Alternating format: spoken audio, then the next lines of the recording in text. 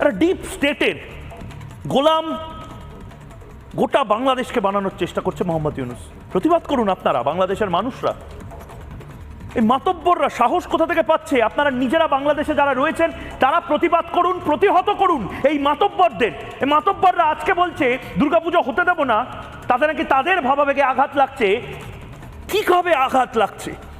যুগে যুগে, দশকের পর দশক ধরে, বছরের পর বছর ধরে এই দুর্গাপুজো হয়ে যাচ্ছে। আজকে দুর্গাপুজো করতে বারণ করছেন, মার দেবেন না বলছেন, কালকে তো বলবেন ঘরের মধ্যেও পুজো আচ্ছা করবো না। ইয়ার কি নাকি, চ্যাংনামো নাকি? দেখুন, শুনুন।